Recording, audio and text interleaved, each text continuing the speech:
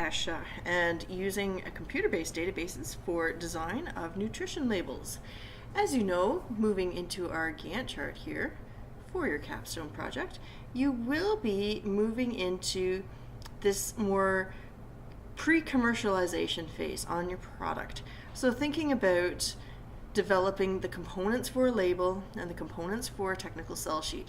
And so again, these deadlines are intended to push you along and not necessarily constrain you to say, yes, you must have this done by this date.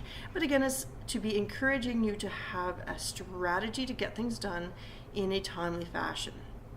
So, yes, you may be saying, wait a second, I need to have a label ready for printing. No, you don't. This was put into place with the intent that if people wanted to get fancy cardboard boxes or specialty labels printed, this was the date that I needed to have the copy for printing. But we've only had this happen once in the past, and again, I encourage you to instead use creative means to get your labels done. What I do expect, though, is that the technical requirements for a label be in place. And so as you recall from the guide to food labeling for industry, not labeling and advertising, they changed the name, food labeling for industry, there are the basic core labeling requirements for a label. And so in Canada, of course, that does mean bilingual. This is not French class, however, so I don't expect you to translate. I expect you to understand that you'd be shipping it out to a translator, having a common name for your product. And again, if you need to cross-reference, you can go in and read this content. You have covered this in a variety of other courses. So at this point in your capstone, don't need to review this, but I do want to remind you, this is where you need to go to be digging in and knowing this content. So what are we expecting on this assignment? In particular, we do need you to have a nutrition facts panel, and we will be using Genesis R&D for this. And Genesis R&D is available for you in the North Library Computer Lab, in W204, and in every single kitchen on the Podium computer. Now, a few people have inquired, can I download Genesis to my own home computer? Yes, if you would like to spend about $3,000. You are welcome to download it and buy it from ESHA.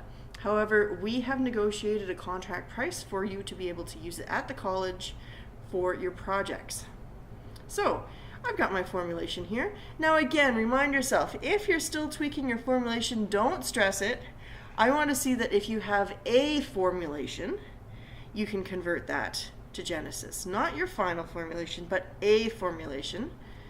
And again, the idea being, I don't want you to have to rework absolutely every item and hand it to me the final week of April.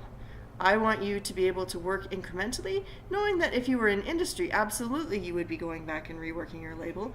But at this stage, you do not need to worry about that. So here's my formulation. It's pretty straightforward. It's not going to be terribly tasty, but that's not the point here. The point is to make a label. So in ESHA, Genesis R&D, I'm going to develop a new recipe. So I'm going to call it banana muffin. And at this point, I could identify that my recipe should be making 12 servings.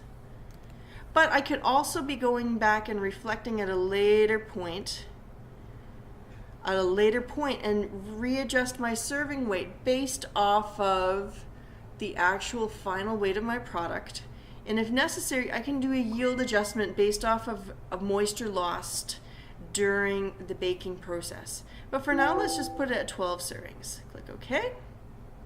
And I need to go in and start looking up my ingredients. So if I reflect back, if I'm clever here, I may be able to make my ingredients on half of the screen and make my ESHA on half of the screen.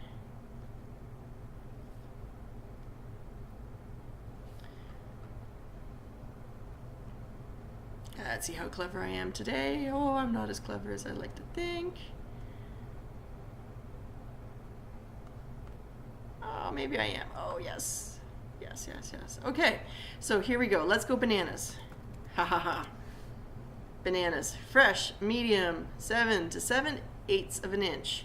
So The nice thing about ESHA is that it gives some of these whole-based estimates from different suppliers.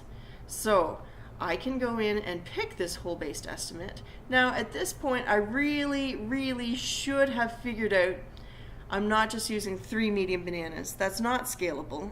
I really should have figured out how many grams of banana puree I'm using.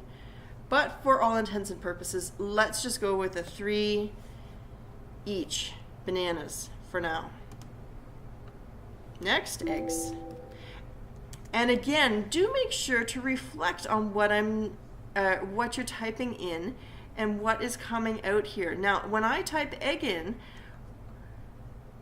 and eggs comes up, creamed eggs, deviled eggs, duck eggs, egg patties, egg mixes, egg rolls.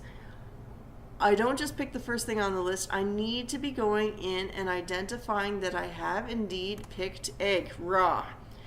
Highly recommend taking a look at the Health Canada or USDA supplier files if I am working with a generic ingredient.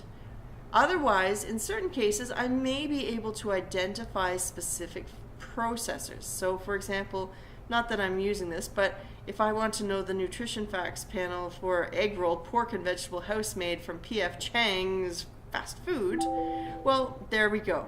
Or Kellogg's egg substitute.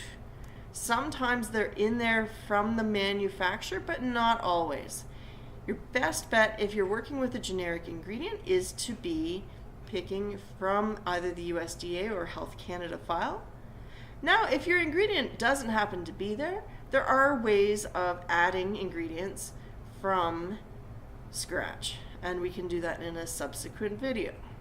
So I'm going to select egg raw, and I have 1 whole large egg in there, so a large egg. As you know, these are standardized weight ingredients. Granulated sugar,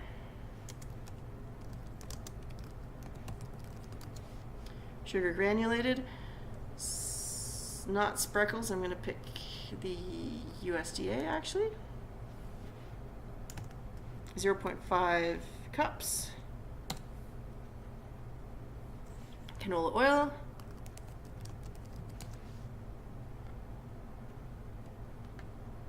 USDA, select. 0.33 cups. Flour, all-purpose.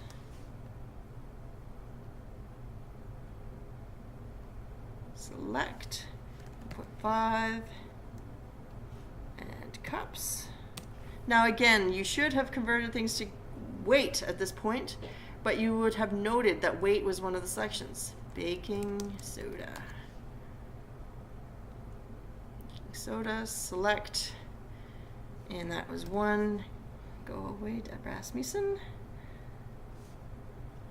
And that was 1 teaspoon. Note, you have a variety of weight choices here or measure choices. Click OK, and from here you can click View Label, ta-da-da, there we go.